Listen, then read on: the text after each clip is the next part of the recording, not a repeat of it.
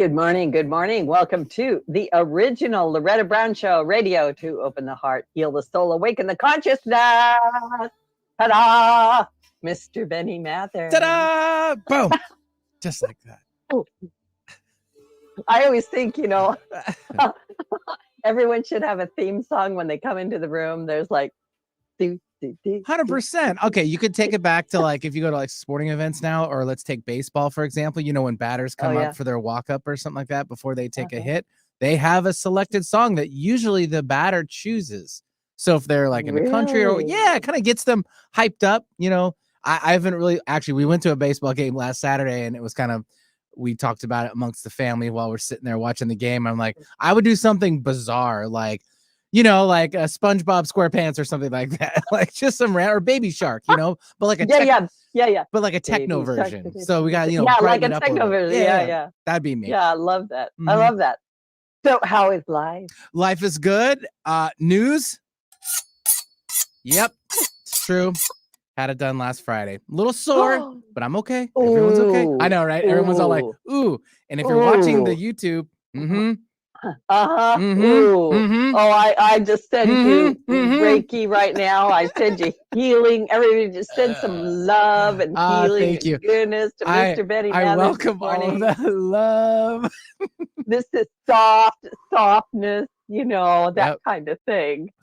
Okay. Frozen peas and the bees. Well, I do. I thank you. Thank you for sharing that. And I'm right there. It's the least I could do to start the show this morning. Thank you. You're welcome.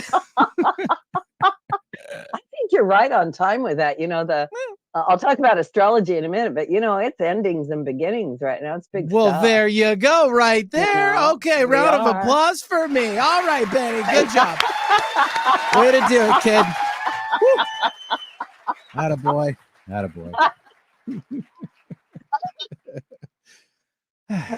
There's so many things that come to mind that will not come out of my mouth because somebody posted a meme the other day and it said something like, sometimes I open my mouth and my mother comes out, and I'm like, yeah, well, we love our mothers, but yes. It's sometimes those things where like you say it and it leaves and then you just wish you could grab it and pull it right back and you can't.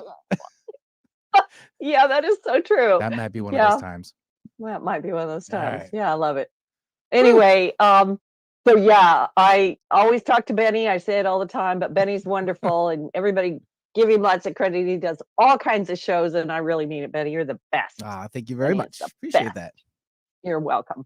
And I'm Loretta Brown. I'm the owner of Reiki Oasis, located right here in the greater Seattle area for 28 years. Long time. We've been around. Lots of good stuff always happening at Reiki Oasis. And you can find me at ReikiOasis.com or schedule.ReikiOasis.com. We're a listener-supported show, and thank you to those people that support us. My monthly class for women is coming up this coming Saturday, April 20th. Woo! It's a big astrological day. I'll talk about it in a minute.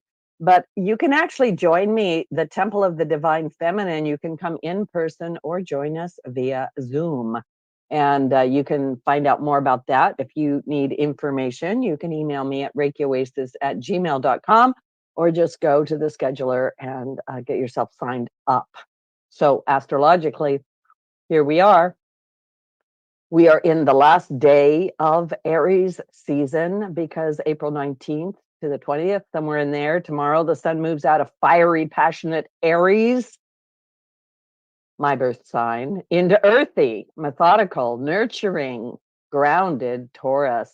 And with this move, we're going to hopefully feel more grounded, or it's going to ground some things. Let's put it that way, bring them down. We may crave more structure in our day-to-day routine or feel the need to set our roots deep into the earth and create some stability and security in our lives. It's also a time when we may feel more indulgent or the need for some restorative self-care. Time to take care of the self, right? Ruled by Venus, Taurus is about the body, the living level of our lives, and money. On Saturday, April 20th, we've got a big event, a Jupiter-Uranus conjunction in the sign of Taurus. It's one of the rarest cosmic alignments we'll see this year. And I know we've been having these eclipses, we've been having this, we've been having that. Jupiter and Uranus come together every 14 years. However, this is a rare conjunct in Taurus that happened previously in 1858 and in 1941, the year the US entered World War II. Now, these are volatile times. There's no reason to repeat history. Hopefully, we learn from history. We are hopefully, and yes, we are, in an infinitely more enlightened and aware state today, and well on the, as people call it, the ascension path. Uranus is the planet of revolution and change, innovation and freedom. Its job is to kick over the game board and to send all the pieces flying. It delights in treating everyone to a wild spin on the wheel of fortune. Jupiter is the planet of faith in astrology, and it's also the planet of higher purpose, innovation, and freedom. It's Jupiter's job to make sense of all of Uranus's crazy goings on and to extract a divine plan from all of the chaos. And this is considered a very lucky transit. It has an active window until May 25th. So there is time to get energy moving and start digging in the dustbin of your dreams that you have abandoned or set aside, or they've just been sitting over there waiting for now, and implement some things. It's an innovative time. It's time to ground your ideas and build something.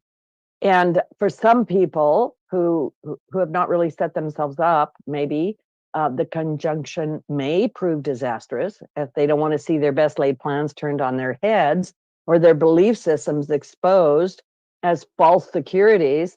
While for others, like I said, this will be a very rewarding and fulfilling time. Rewarding is in that they have paid their dues and can stand on their own 2 feet, and fulfilling because after years of hard work, they are now stepping into the destiny they have worked so hard for.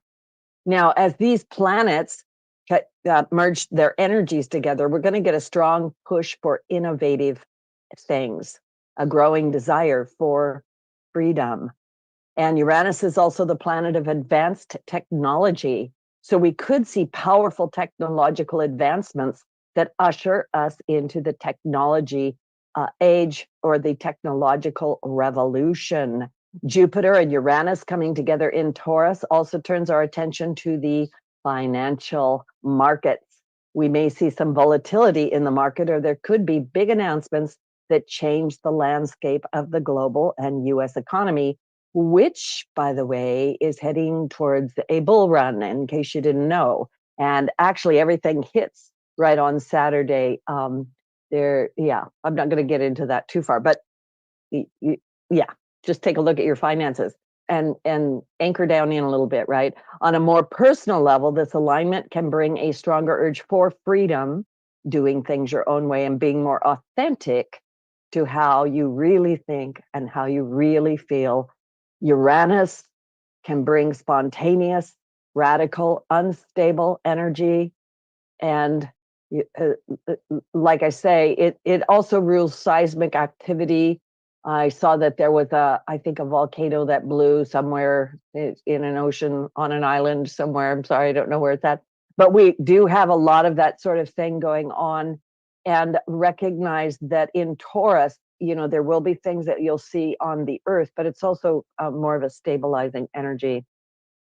It's also interesting to note that Jupiter and Uranus are coming together at 21 degrees of Taurus, which is known as the white dove degree. This degree indicates protection and a positive messenger, and reminds us that God, our spirit guides, and angels are always looking out for us, even if it doesn't always look like it or feel like it.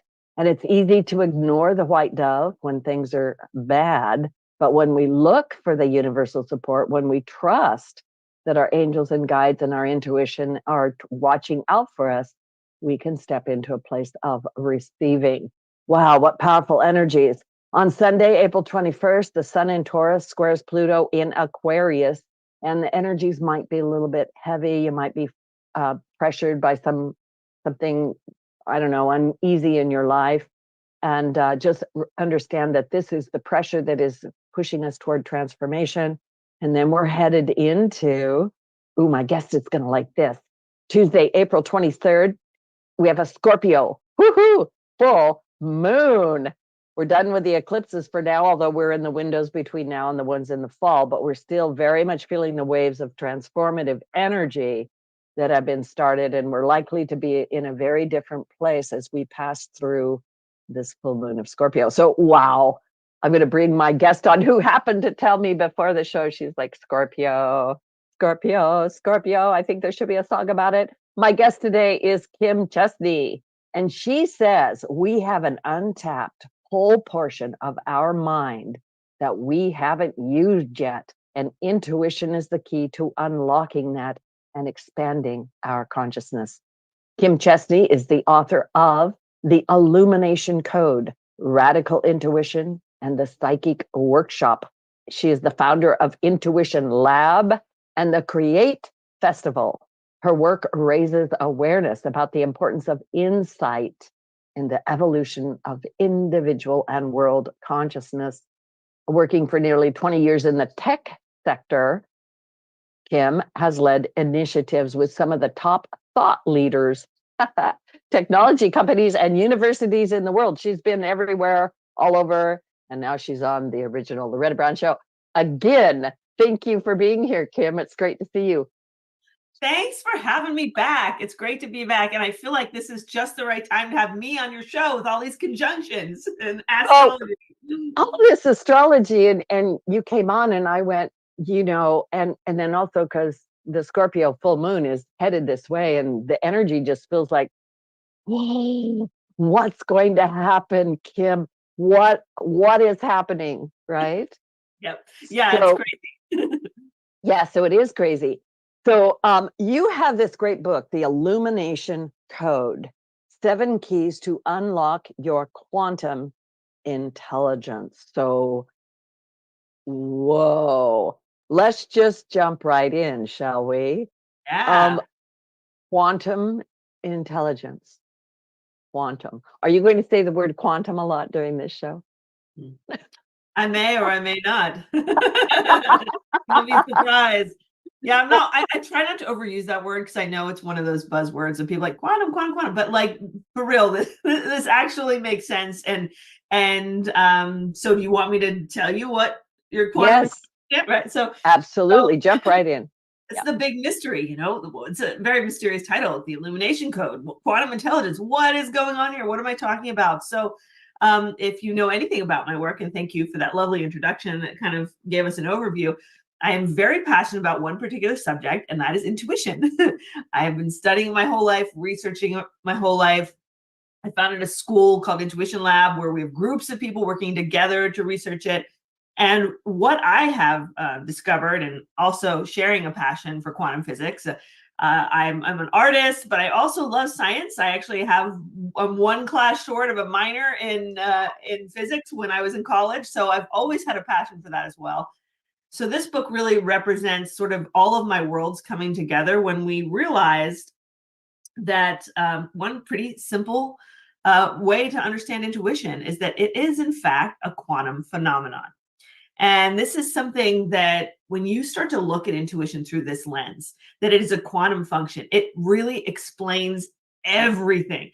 Like you look back in the past, like throughout history, everything related to intuition was considered impossible, right? Like precognition, telepathy, prophecies, remote viewing, things, all of that stuff is like in the supernatural realm because it's not possible with the known laws of physics in this reality.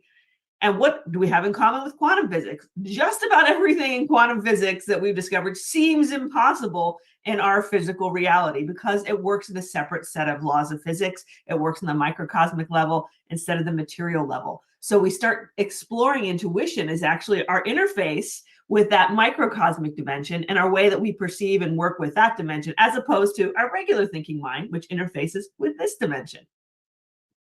For starters.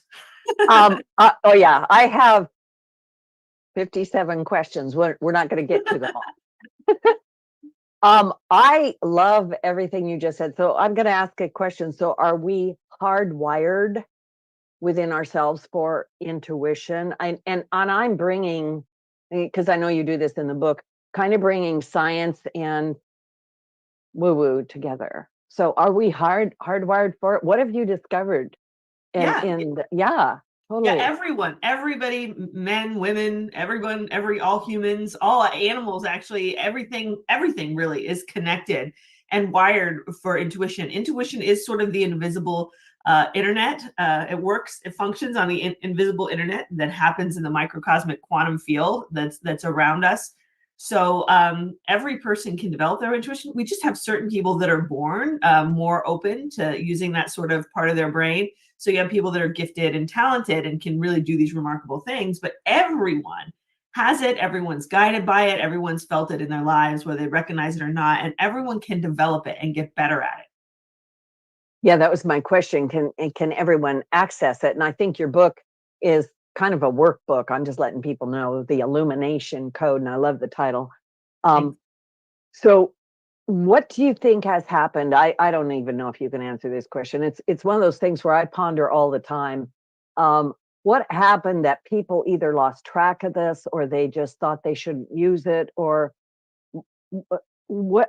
Yeah, go there. Yeah. Yeah, so I think that there's sort of a confluence of events that got us into this sticky situation where we are right now, where we've been pretty much convinced that intuition isn't real, that it's just something we either made up or some, sort of old wives' tale that only women have, right? So, so I think originally we had very strong intuitions, many centuries and centuries ago, before we relied so much on writing and communications the way we do now. So I think our natural, and children have very natural intuition. You see kids with their invisible friends, and they just sense things and they know things. If someone passed, like I saw grandma, so kids are very much an example of our natural intuition when they come to the world. But what's happened over the centuries in time, first of all, as we came into the age of materialism and the age of information, so we started to rely on if I see it, I believe it kind of mentality, right? For it to be real, I have to see it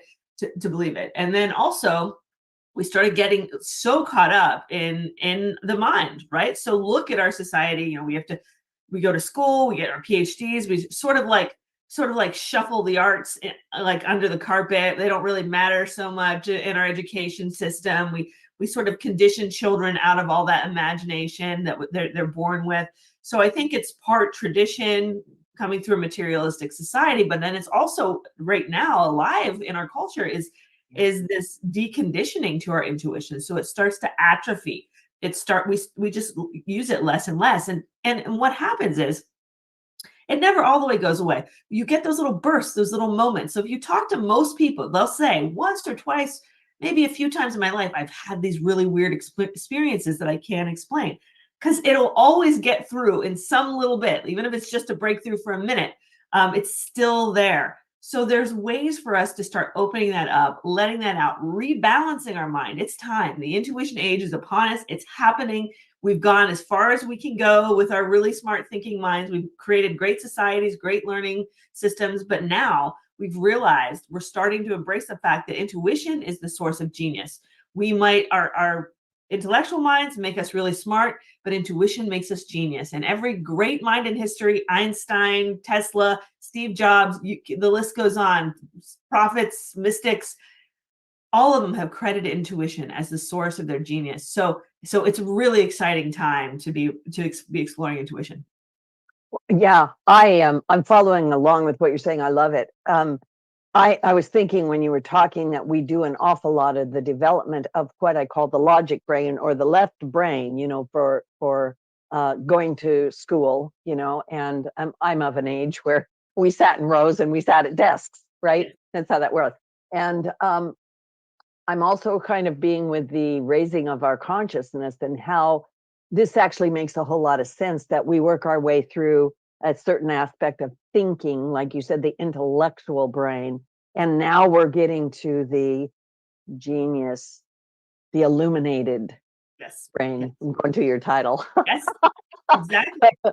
Right. So it's an expansion. I feel like an egghead while you're talking to me, like one of those guys with the big heads. Yeah, we want to expand our minds. That's what it's about. It's about expanding our minds and really opening up to what is possible. Now, we've seen these phenomenon, all of the phenomenon that I mentioned before, psychic phenomenon, psychic ability, now has its counterpart in quantum physics. There's things that explain it. It's not a mystery anymore. We know about things like entanglement and the quantum field and the unified field, and all of this stuff actually is really offering a framework to understand that these impossible things are possible. And this is just showing what we're capable of. If some people can do these little things, like I talk about in my book, how my journey started with a gypsy giving me a palm reading, telling me in 3 years, I was in England at the time, and she told me in 3 years I'd be in a foreign courtroom. In 1994, she gave me a date. And sure enough, in that same date, I ended up on jury duty, sequestered in this big deal. So to me, there was no denying that people are able to see the future. Like, I don't know how she did it, but she can do it. And if she could do it, can I do it? Can you? Shouldn't we all be able to do it? Right. So that was the big question. And that sort of set me on this sort of lifelong quest to understand and share this ability, and how, really it shows us what all of us are capable for as we grow and evolve and expand our consciousness. I love that. I read your book, and I read that story about the gypsy. I love how you answered the question, because it was going to be my next question. I love that. Intuitive. So yes, to me, it's just validating the whole thing. Like, we already know what's happening or something. This though raises a big issue, and it's a debatable thing. Maybe it's not. I don't think it is, but I'm going to ask the question. So, can we tell the future? Right? Oh yes, the future set? Yes, and this is where we always get into, like, this is when get ready to just have your mind blown. Okay, so this is with all of the work. This is that's the question that I think is the most mind blowing to people with this whole topic. The short answer is yes, we can 100% absolutely see the future. I can tell you, because I've had it happen to me many times, and that wasn't the only time. That was just the beginning. But the other part, the caveat to that, is no, the intuition, the future is not set in stone, right? So how do we reconcile these two things? We can see the future, but we have free will to choose different options. So that's where quantum physics comes in. So there's some really great work on this topic done by Peter Smith, the author of Quantum Consciousness. I've worked pretty closely with him on all of this, and he actually wrote the foreword to the book. So I've learned a lot about this from his work, and he worked for 20 years as the director of the Michael Newton Institute. So if you're familiar with his work, yes. So great minds who have been really focusing on this topic very deeply over the last couple decades. So what quantum physics tells us is that we don't live in a singular universe. There are alternate realities. There are a multiverse that we're living in, so that every time we make a choice, so physics lives and breathes in terms of potentiality, even on a particle level. I'm not going to get into all of the science of it, but particles exist as a particle or wave, as reality or potentiality. And every time we have an opportunity to make a choice in our life, there are different paths and potentialities. So when we're seeing the future, we're likely seeing one of the strongest potentialities, right? So it's looking good that my future is going in this direction. Something could change and make it happen a different way, which is some reasons why maybe prophecies don't come true and different things don't happen, because we made a change and took a different path. So the truth is, there is an infinitude of multiple paths and alternate realities that we could have taken, like a fractal, kind of forever expanding into the universe in this beautiful creation and potentiality. And when we're able to see the future, and it comes true, we aligned with that same path that we saw. I love that, because I have this conversation with a lot of people of, they're like, Loretta, I have a choice to make, and I have 3 choices, right? This. And so which one should I take, right? And I always do that, where I sort of tap into those potentials, or help them tap in to have them kind of get this idea. But the idea of potentiality, right? It's potential, or it's probable, or we somehow play into that, because I have a lot of people argue that, no, we're predestined. This thing will happen. There's no way it cannot happen. And I'm looking at our world right now going, but we're all being called right now to step forward and and participate in this in some fashion. So can you just talk at that? Yeah, and I think that's a great way of putting it. I mean, our intuition calls us forward. That's one of the roles of intuition. We have different ways that our intuition manifests. It comes as our inner guidance. It shows us our path, or the decisions that are best for us, but it also calls us forward with our hearts and our passions and our callings that are designed to make the world a better place. So our intuition ultimately it's our best friend. It wants us to expand with the universe. We're all born into an expanding universe. We're particles manifested consciousness and expanding universe, and our intuition wants us to keep expanding with it, right? So it's not one of those things where we want to just live and sit in our little house and never do anything and just right. Like, the universe doesn't want that. It wants us to open our minds and have new experiences and be alive. So when you're called forward on these, whatever paths you decide to take, whatever your road is, listening to those callings in your heart can help you align with your best path, through the best path of the world, to give your own contribution to make the world a better place. Wow, Kim, I'm just thinking to myself how very excited I am you're on the show today of all days, because we are on, in my opinion, we're on a tipping point. We're on the cusp of the brand new. And I got goosebumps just saying that. And it is so important for all of us to understand we can access our intuition to help us guide ourselves through the future that's here, and also to help shape it. Like, I really think it's a very important thing.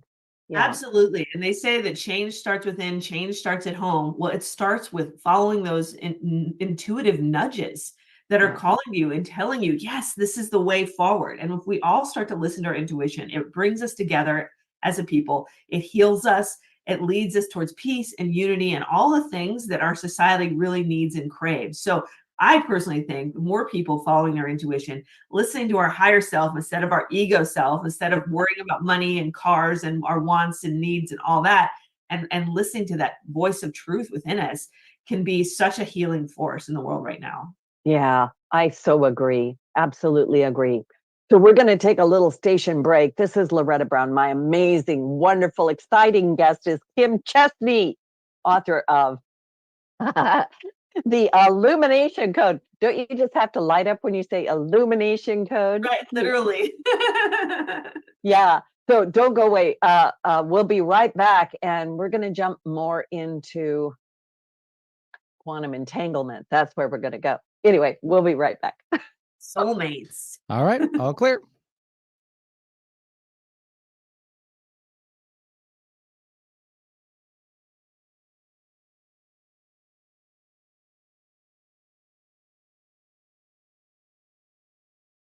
You should do a podcast. Ever hear this from someone? Maybe you brushed it off. Yeah, right. Me, a podcast. Well, you might be surprised. Podcasting can be easy and affordable. But like anything else, you're gonna have to get educated. Why not share your voice?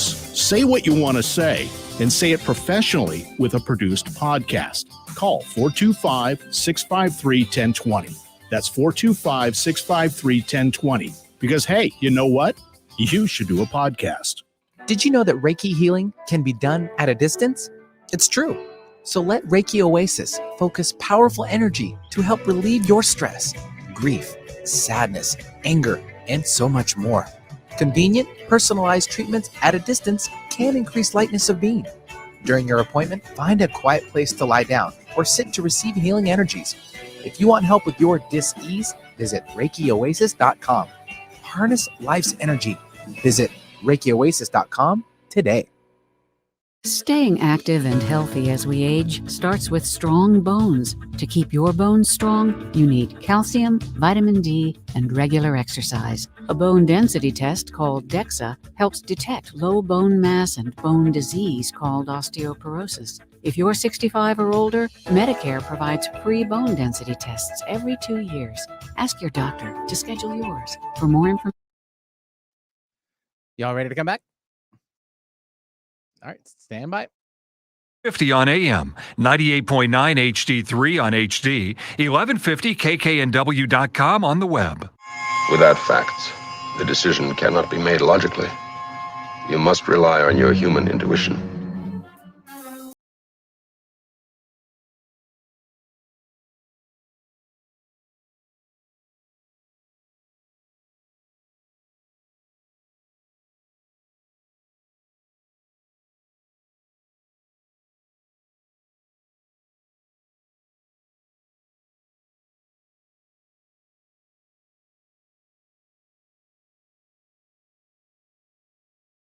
love. Absolutely. Aw, I got digital That hearts. was so perfect. Thanks. Yeah. So welcome back to the original Loretta Brown show with my amazing guest, Kim Chestney. And we're talking about her book, The Illumination Code. Just a reminder that these shows are download for free, available at the archives for the original Loretta Brown show at KKNW, 1150 AM. And of course, we're also on iTunes, Spotify, Podcast One, X, Megaphone, YouTube. I'm sure I've left something out, but you get the idea. You can find us all over the place, and please listen to it again and again. And just go and get Kim's book right now, The Illumination Code, 7 Keys to Unlock Your Quantum Intelligence. Just do it, you know. Don't regret it. We are. I want to talk about what is quantum entanglement? What is this non-local quantum field? Tell us. So 2 of the coolest concepts in this book. All right. So let's start with the quantum field first, because it explains entanglement. So this, throwing around the Q word again, the quantum field. There's a lot of different words for the quantum field. It's also called the non-local field, the unified field, the field of everything. It's also can be called, some of us in our world might have known it as the Akashic field. You've heard of the Akashic record, right? So the Akashic record was a term, an idea that came up a couple hundred years ago, back before we understood things like computers and data storage and quantum physics at all. So naturally, what the people who were working with their intuition back then realized that they could go within themselves and tap into this reservoir of information that you visualize as a hall of records that you pull down with books and read, right? It's a great sort of meditative interface to create for this imaginary world, or this field of information and energy of all of everything that's ever happened, will happen, and is happening now. So this Ervin Laszlo wrote a great book called Science of the Akashic Field. If you want to get into the real deep nuts of it, you've read that. So great book, really helps us to understand how intuition works through this field. So the idea is that there's an invisible field connecting and interpenetrating all things in existence everywhere in the universe. And that becomes our sort of internet, or our interwebs, that connects all things. So when you have a thought, you think about a friend, magnetically, the friend on some level knows that you're thinking about them. So this explains things where, like, oh, you pick up the phone and you're like, Dad calls you at the same time. Like, oh, how did that happen? Very easily, because you have an invisible web of interconnection. So even though you're not consciously interacting in this physical material world, in the microcosmic quantum field, you're always sending out signals and receiving signals from the people you are entangled with. Yeah. So is that enough on the field, or do you want to move into entanglement? Oh, you can keep, yeah, you say whatever you need to say, because of course I love this, and you explain everything in a really great way. It's easy to follow. Thank you. I'm trying to keep it simple. That was what was part of the big challenge with writing this book, because, you know, quantum physics has some really heavy thoughts that, I mean, like I would have to read these books 2 and 3 times to really fully wrap my brain around it. So I really wanted to boil it down, just a really simple concept that everyday people like me, like you, all of us can actually read and say, oh, okay, so this makes sense. So the idea with this field that we're all participating, it's really the cosmic storage bank, right? So everything that's ever done is just stored in this field. It's a code, a kind of illumination code that guides us and that gives us our access to truth, the truth of what is. So, you know, for example, if you're wondering, you're dating someone and you're like not sure if they're like really into you, and you know, you think they are because they're doing all the right things, they're calling you at the right times, but there's a part of you that just feels like they might be like have other people, they might not be serious. Well, your interactive logical mind has, you know, it can only see about 3 feet right in front of you, but your intuition has 360 view. It knows everything that's happening everywhere. So that's when you have these gut feelings and these sort of knowings that you can't explain. It's because you're getting these signals from true reality, the truth. Your intuition knows the truth. That's why it can never be wrong. People always say, what happens when my intuition's wrong? I was like, well, your intuition can't be wrong. It's never wrong, because intuition is by definition truth, right? We get mixed up. We misidentify intuition, or we have certain expectations about what outcomes are. So we think it was wrong, but in the end, intuition can't be wrong, because it's really implicitly tied to our truth. So that's why the field is really valuable, knowing that this works, accepting that a part of us knows everything. There's a part of us, a deeper part of us that knows everything that's going on everywhere, past, future, present, and that we're constantly being informed by that information, whether we're conscious of it or not. So in this quantum field, right? All information, this Akashic field, whatever you want to call it, all information is available. I was thinking about the cloud, like when we store things in the cloud. So we're just talking about the bigger cloud, the cosmic cloud, whatever. The field of unified thought. Yeah.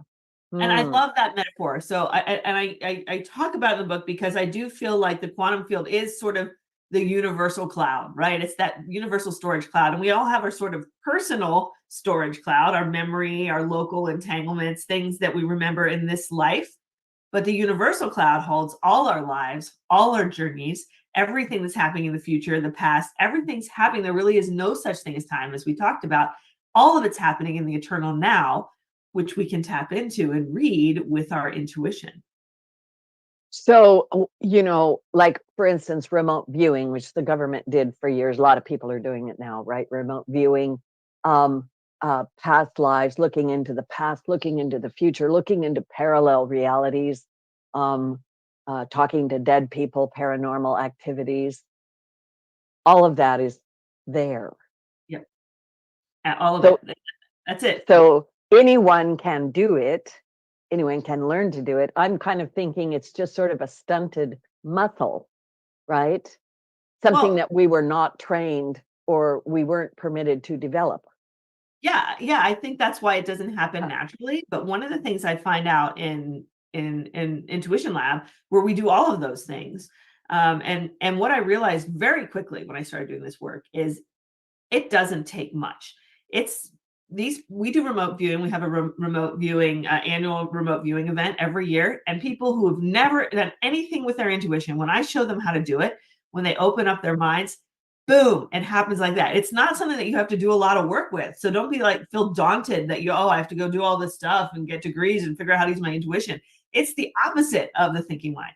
All we have to do with intuition is just learn to open up to it and receive it and recognize it. That's the hard part, is interpreting it, recognizing it, honoring it, trusting it, right? We have to get into that mindset, but it's so easy. Remote viewing is the easiest thing in the universe. People think it's so hard. I actually was just on Dawson Church's show, and we had a great conversation about remote viewing. He was so excited.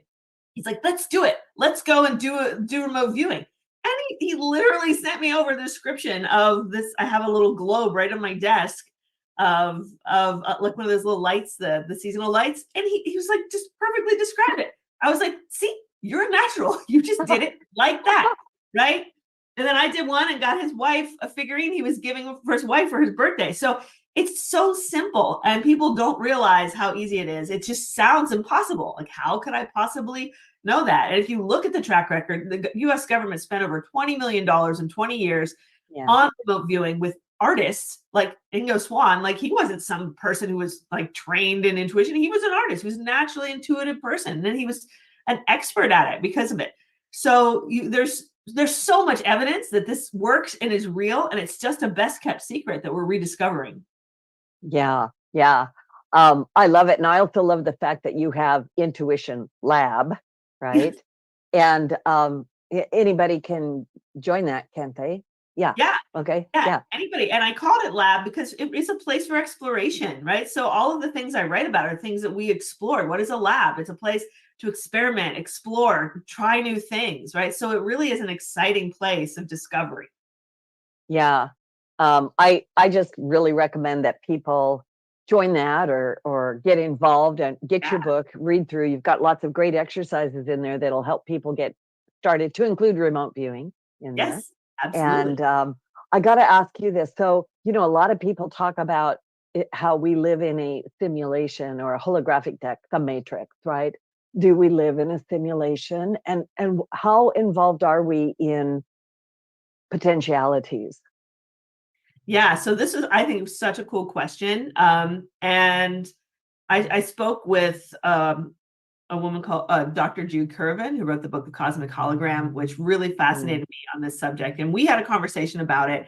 And no matter how you feel about the holographic universe, right? So we've realized this idea of a simulation comes down to the holographic universe. And we realize that there's no such thing as matter. This stuff right here seems real, but when you break it down, all the atoms turn into particles, and then the particles turn into something even smaller, where we know matter and energy are the same thing. But even deeper at the fundamental core, we realize that the world is actually built on information, that it's all kind of programmed, that everything, all of this stuff is created by programs of information that are carried on light, right? So we see fiber optics, right?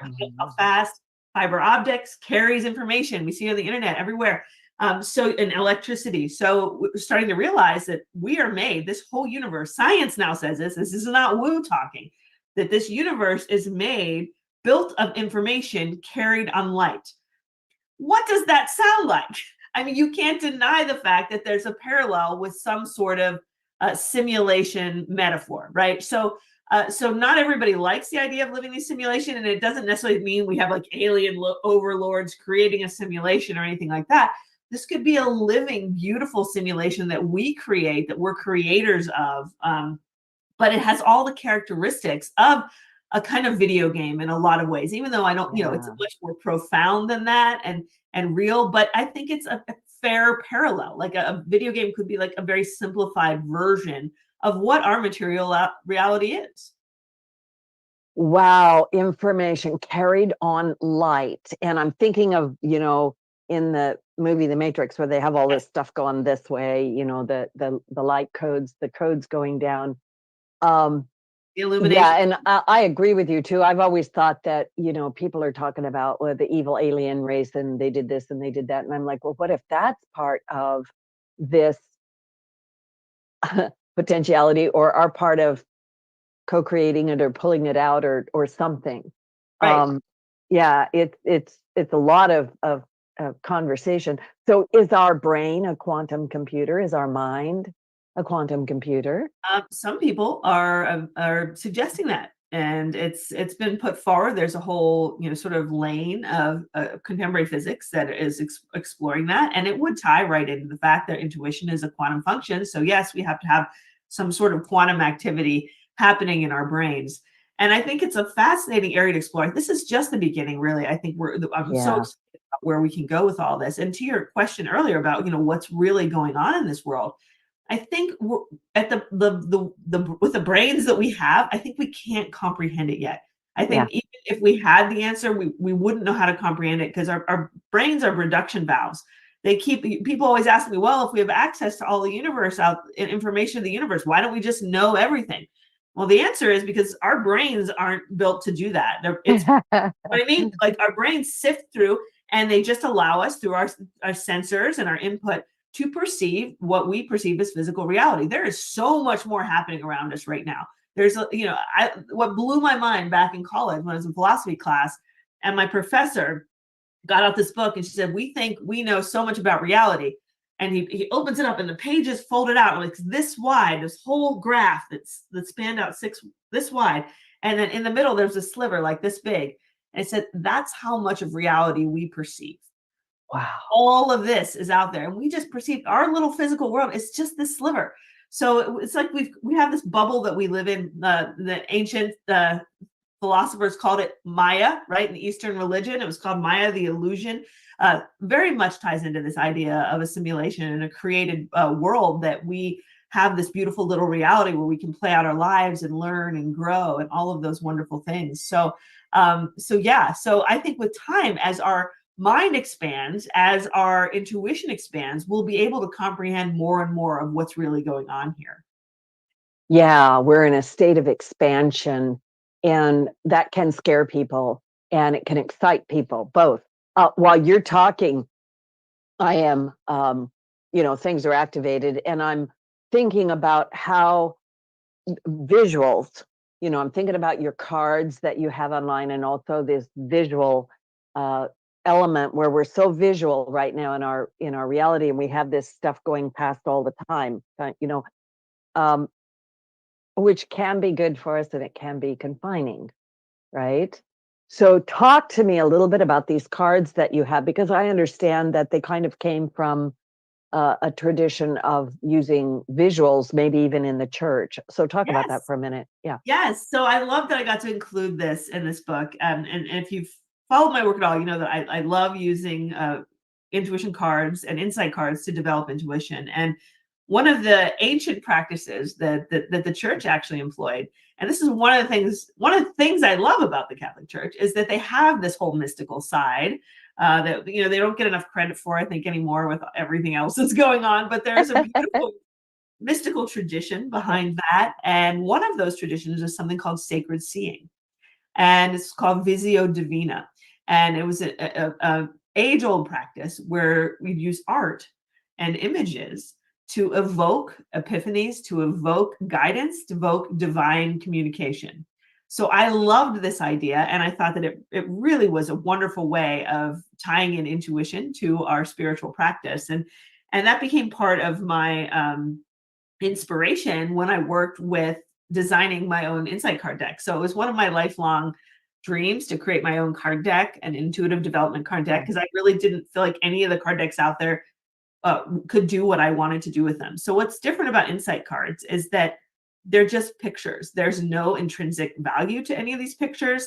It's not like they're part of the tarot system, or they don't have any words. They don't give you any advice. They're just pictures that are designed to evoke an intuitive message. So when you look at one and you follow your intuition, it will give you a message, a guiding message. So they're really super fun, and people love them. They end up being like the most popular thing of everything. People just have like tons of people this morning after my event last night. Like, everyone loves the cards. So I love it. And you can actually go on my website. I have a free interactive card deck where you can go and you can sign up and you can use it anytime for free and pull those cards and get a little message, start a conversation with the part of you that knows everything. What is your website? At kimchestney.com. Now that's easy. Thank goodness. So you're the original Kim Chestney. Yeah, yes. Absolutely. Not too many of us out there. I love it.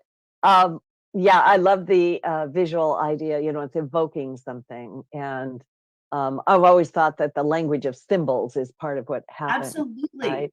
Yeah. That's exactly it. Because the intuitive side of your brain, once you start realizing it doesn't function like our linear, it doesn't sit down and say, well, this happened, this is going to happen because that happened. And because, right, it's not like that. It speaks instantly. So symbols, visuals, metaphors, like even like phrases, song music, things like that, it communicates instantly. So symbols and visuals are a great way to activate that side of your brain, which is also the creative side, the imaginative side, that side that dreams. So you can see it's all connected. Yeah. So talk about vibration as part of this quantum field. Talk about that for a minute. I'm a sound person, frequency. Yeah. Well, yes, wonderful. And I think vibration and frequency are really important when it comes to intuition, because all of that, think of that information that's stored in the field, is stored at a very high vibration. So that's like, that truth is up there. It's at a level that in our like everyday life, that's why we don't, it's one of the invisible stuff that we can't get, right? Just a lot of. So when we raise our vibration, we hear a lot about that, right? And there's actually a real reason for it. Happiness, joy, being and having feelings of well-being and wholeness, those align us with that frequency and that vibration where intuition is stored on the field.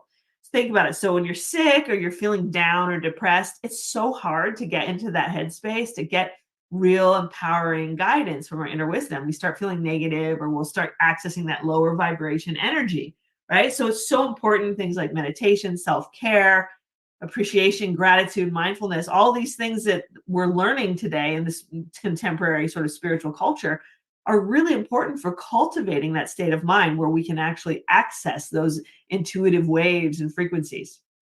I'm also very much hearing you, when we're in that state and we're accessing those lower realms, as I call them, that's also when we begin to listen to our ego mind, and we think we are like, oh, that's my intuition. That's what I should do. And it's like, no. No, 100%. We're down here. We're listening to our ego. we end up doubting ourselves, feeling small, or we are doing things for personal gain or ambition, right? We're living from our small self. When we move up into that intuition zone, we're living from our higher self, from our deeper self, from the universal self that knows what's best for us and everyone else. So moving forward in life, right? And I'm going to ask this question because I actually posted it in my on Facebook, and I'm just going to read it right as I wrote it. I think I got it off of some of your questions somewhere. Why is intuition so important as we prepare to explore and potentially meet interdimensional life? Yes, and I love talking about this, and that's the question some people are afraid to ask, because this is where we get into, like, you know, the big ideas. Uh-huh.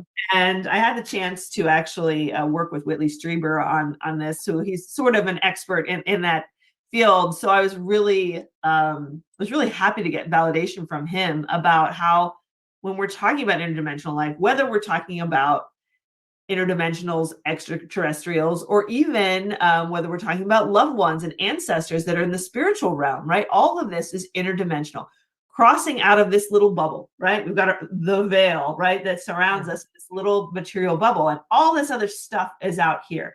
So there's only one thing that can penetrate this bubble and keep us connected, and that's working through that quantum field, because the quantum field is still everywhere. It's in our reality, it's in all realities. So it's the medium, right? It's the space filling medium that connects us on every level in every universe. So we're still able to connect with lost loved ones who've passed on. That's still a reality, right? Because we can use the quantum field to connect beyond this reality. And then for interdimensional beings of any kind, right? We don't know the same language, right? That's the thing. Maybe we don't speak the same language, but we speak the same language of intuition. It's a language everyone speaks. So I call it the universal language. Where does the idea of God, creator, spirituality enter into this union of science and what we're talking about? Great question. And you know, regardless of what your, you know, really spiritual religious leanings are, I think this is a concept that really is an underpinning of all philosophies and is really inclusive of all sort of religious traditions. And I think, you know, for me, the idea of a creator is that, you know, we commune with this creator. Like Paramahansa Yogananda said, intuition is the soul's power of knowing God. And that's one of the things that drove me for years, is because I really truly believe that and have felt that myself. So whatever God is, right? Whatever. And I think, again, that's starting to get into that realm of things that our brains can't fully understand yet. Right? Yeah. We can simplify it, you know, and we can have some concepts that boil it down into something we can wrap our brains around, but ultimately it's something that's still beyond our comprehension totally.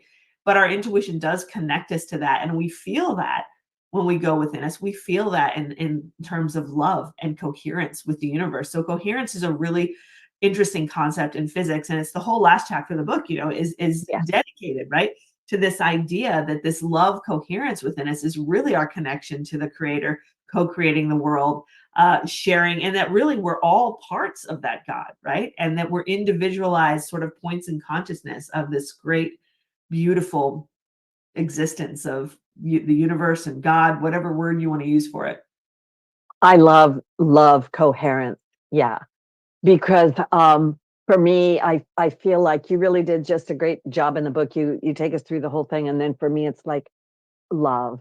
You know, there has to be this connectedness or something that pulls it all together. So we are unreally down to like the last minute of the show, Kim. That's crazy.